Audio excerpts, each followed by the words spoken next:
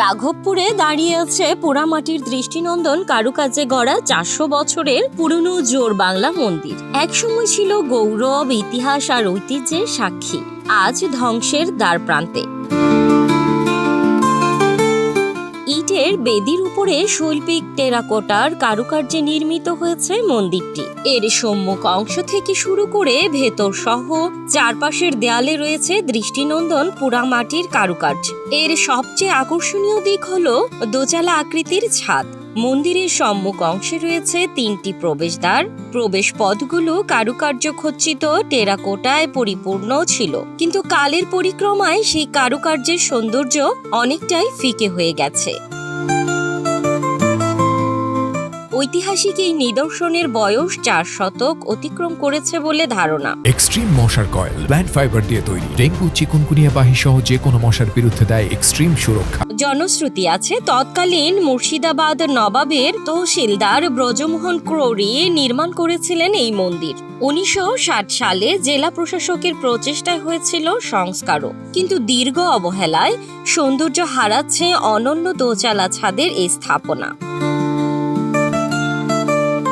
প্রবেশপথের খিলানগুলো ভেঙে গেছে, টেরাকোটার নিখুঁত ফলকগুলো নষ্টের পথে। স্থানীয়দের অভিযোগ, সরকারি উদ্যোগের অভাবে প্রত্নতাত্ত্বিক এই সম্পদ হারিয়ে যাচ্ছে চোখের সামনে। এখানে আসা হয়নি এর আগে, আজকে প্রথম আসলাম। দেখতেছি যে মন্দিরটার অবস্থা খুবই খারাপ, ইটগুলা খসে খসে পড়ছে, তারপরে মানে গেটে তালা লাগানো।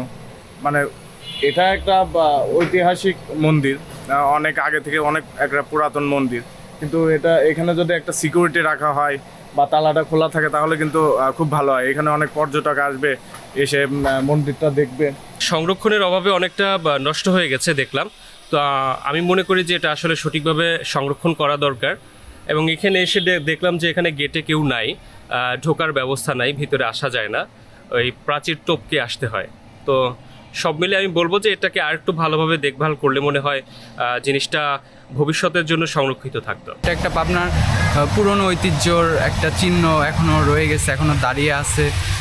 তার মানে যতটা বয়স হয়েছে সেই হিসাবে এখনও স্তম্ভটা দাঁড়িয়ে আছে। মানে কতটা তখনকার ইঞ্জিনিয়ারিংটাও বলা যায়, মানে প্রকৌশলী বেশ ইমপ্রেসিভ বলাই চলে আর কি। পুরানা মন্দির, এটা হলো খুব জাগ্রত মন্দির ছিল, গৌরাঙ্গ মহাপ্রভু মন্দির।